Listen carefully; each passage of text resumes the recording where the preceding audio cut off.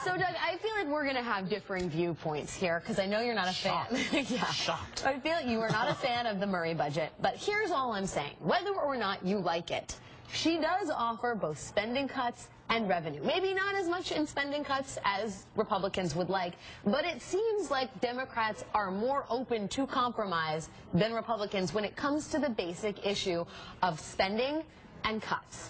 Do you disagree with that? Well, yeah, I will, and I have to fill my role. So first, let me just throw numbers at you and see if I can pummel you into submission. Exactly. I mean, the key here is that you take the emotion out, take the disagreement, which is real, out of this, and just recognize that the CBO put out its most recent projections of what happens if we go on autopilot. So imagine gridlock and we don't fix anything. We've already got over 16 trillion in debt. We run 7 trillion in deficit over the next 10 years, and just can't do that. I don't think there's any disagreement that we're on an unsustainable track. So something has to change. So that gets you to, the House and the Senate, the choice that we now have at the moment. And my problem with the Senate side is, yes, it raises $1 trillion in taxes, and I would like to know how, because how is as important as how much. But it doesn't cut spending. If you dig through the gimmicks, we're $600 billion up, we're not down, and that means we're not changing trajectory. And that's my concern. That's a dangerous thing for the country. And it's a disservice, quite frankly, to the constituencies that presumably we're supposed to care about. Because if we don't fix this, we don't take care of Medicare, then seniors are in trouble. I mean, and that's not right for them. If we don't fix Medicaid, that's a bad program for low-income Americans. So my disagreement with the folks, like you, who are desperately wrong in this issue, is that... Did I say that right? No, you meant to say deeply correct. Right. It's like I'm flanked. That's my concern, which is that to say we don't have a problem is to say we're not going to fix things that desperately need fixed, and that's the problem. But I think you don't have to like Paul Ryan, so we're allowed to disagree on that. But you got to fix something. There's a false equivalency here. There is some argument that it's as if people on the left don't understand that we do need to do something in terms of reform for the social safety net to preserve it. I'm not questioning their grasp of the need to change. I'm questioning why they won't. Well, but I don't agree with that. I mean, the president has put out change CPI, he's put out means testing, and he has said these words which are political kryptonite. Now, maybe he's not pushing them on the American people, but he's put them out there. It's on whitehouse.gov. Furthermore, I think it's a question of the timeline, right? I mean, there are economists, and everyone can jump in on this, but there are economists on the right and the left who say, look, right now is not the time to be cutting. It is a time for stimulative measures, and then deal with the spending a little bit later down the road when we have actually factually recovered. Ryan? But the idea that Ryan wants to cut entitlements in order to save them is the same kind of reasoning as we need to destroy the village in order to save it. We don't believe that from Paul Ryan. But Obama has come out and said, look, I'll cut Social Security, I'll go after Medicare in all these various ways. There's no reason actually that we couldn't add the levels of debt that Doug's talking about.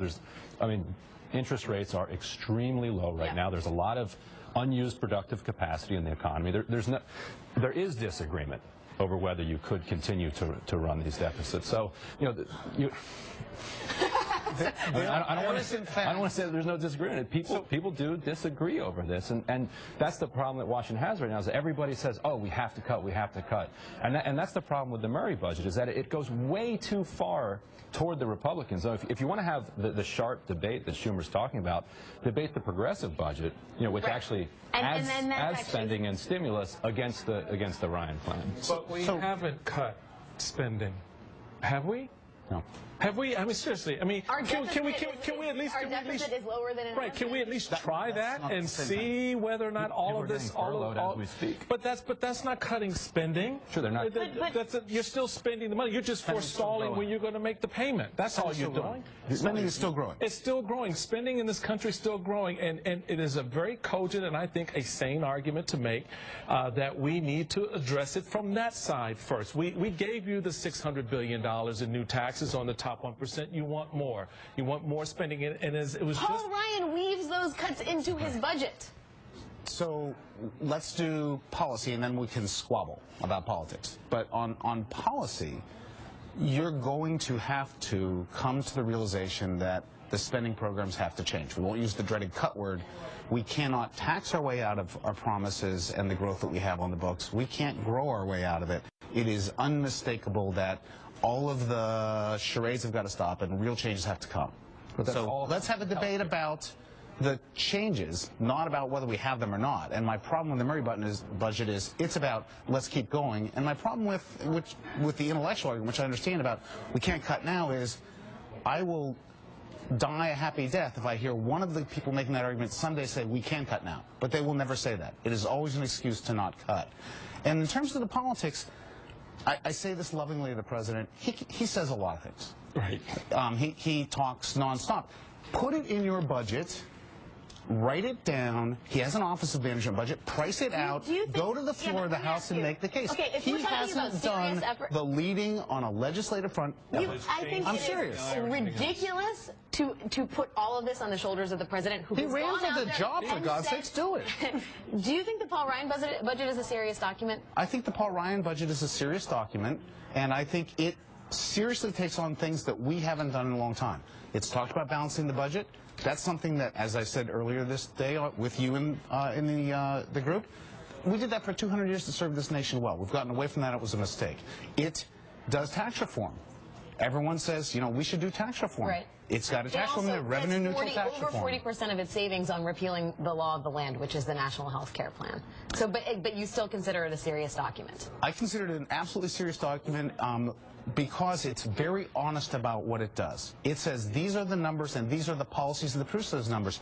I'd be happy if Patty Murray put out a budget that has the same bottom line numbers as she has if she was transparent and honest about how she got there. But there are so many gimmicks in that budget that as a former CBO guy, it makes me cringe. If you want to do that, and I respect people who, like the progressive budget, you want to spend more, I think you're wrong. I think you endanger the country, but be honest about it. Kurt, I want to bring you... Ryan